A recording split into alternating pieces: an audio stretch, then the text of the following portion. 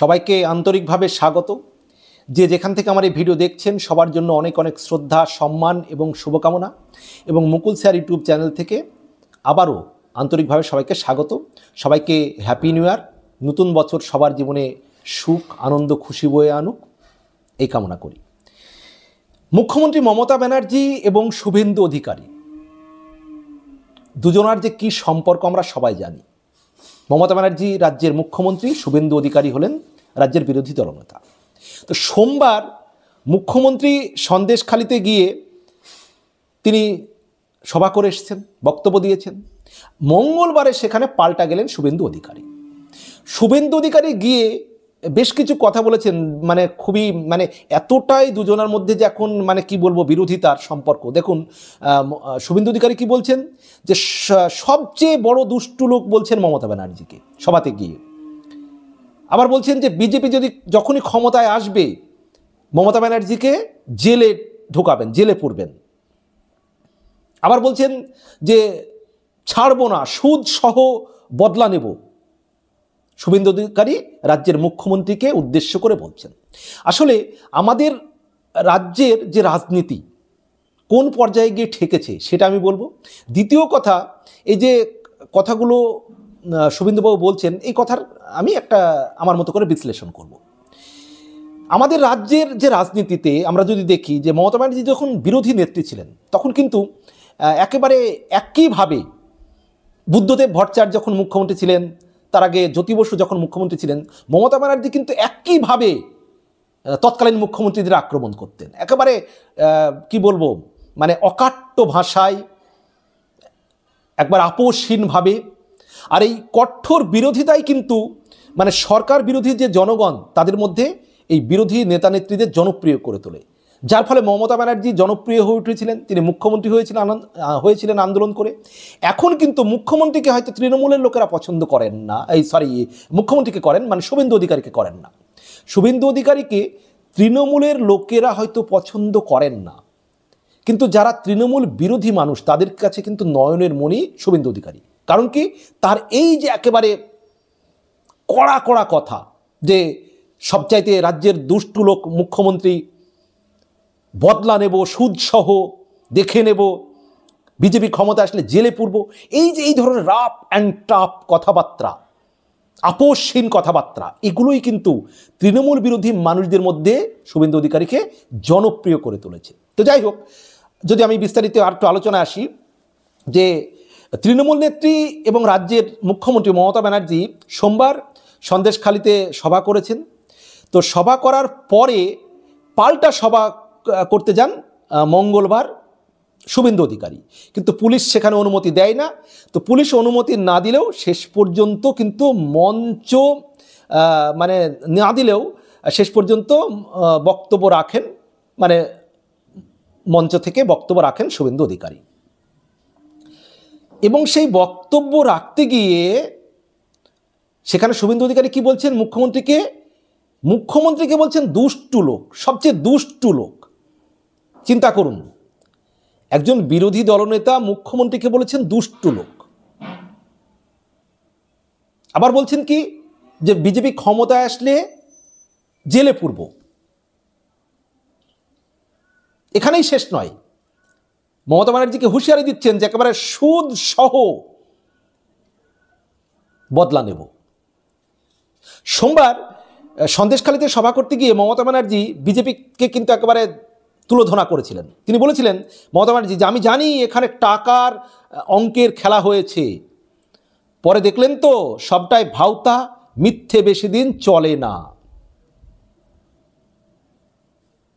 এবং সেই সঙ্গে মুখ্যমন্ত্রী বলেছিলেন যে কোনো দুষ্টু লোকের খপ্পরে পড়বেন না। দুষ্টু লোক বলে ইঙ্গিত করেছিলেন কাকে? হয়তো শুভেন্দুবাবুকে ইঙ্গিত করেছিলেন মুখ্যমন্ত্রী, যে দুষ্টু লোকের খপ্পরে পড়বেন না, বা কাউকে ইঙ্গিত করেছিলেন হয়তো শুভেন্দুবাবু।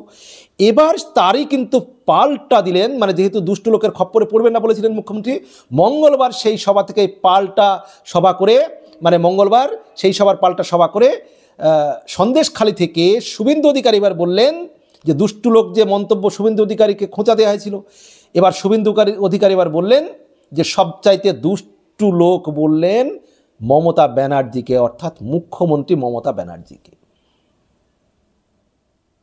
আবার তিনি বদলা নেওয়ার হুঁশিয়ারি দিয়েছেন, বলেছেন যে আইন মেনেই বদলা নেব, বিজেপি যখন ক্ষমতায় আসবে, ক্ষমতায় আসলে আইন মেনে বদলা নেব। এবং মমতা বন্দ্যোপাধ্যায়কে জেলে পাঠানোরও কিন্তু হুঁশিয়ারি দিয়েছেন যে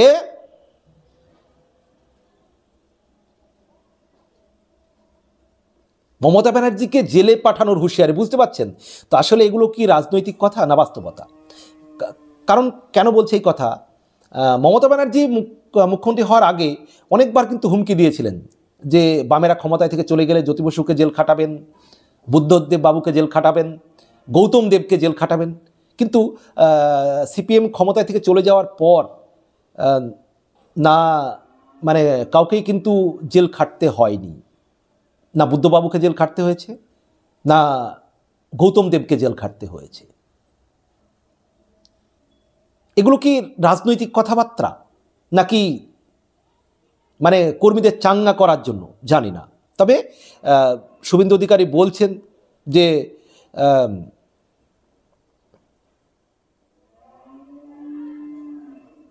অনেক মেয়েদের নাকি মিথ্যা মামলায় জেল খাটানো হয়েছে, যে মহিলাদের জেল খাটিয়েছে আর কি তৃণমূল বা এই সরকার, এই যে বর্তমান যে সরকার চলছে, অনেক মহিলাদের জেল খাটিয়েছে মিথ্যা মামলায়।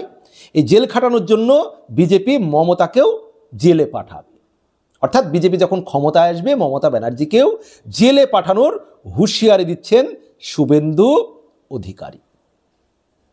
এখন দেখার যে 2026 সালে যে নির্বাচন হবে, সেই নির্বাচনে কি বিজেপি ক্ষমতায় আসতে পারবে, নাকি আবার তৃণমূল ক্ষমতায় আসবে? এখন তৃণমূল যদি ক্ষমতায় চলে আসে তাহলে তো আমার তো মনে হয় না 2026 সালের পর আর তৃণমূলের বিরুদ্ধে লড়াই করার মতো শক্তি আর বিজেপির থাকবে, যদি 26 সালে ক্ষমতায় না আসতে পারে।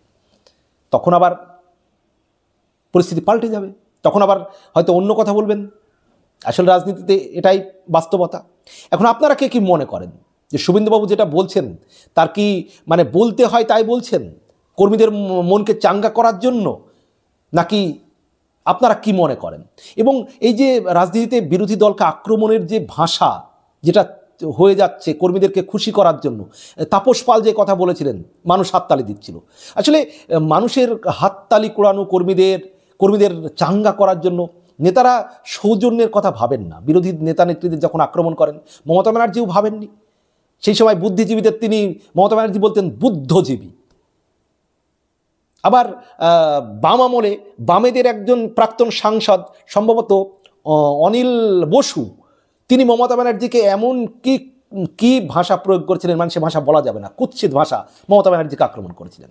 তো এই যে নেতারা এইরকম ভাষা ইউজ করেন, সৌজন্য বজায় রাখেন না, মুখ্যমন্ত্রীর প্রতি যখন একটা কথা বলেন, বিরোধী দলের নেতার প্রতি একটা কথা বলেন, এগুলো কিন্তু একটা রুচির দিক থেকে কিছুটা হলেও নিম্নগামী হয়ে যায় কর্মীদেরকে চাঙ্গা করতে গিয়ে।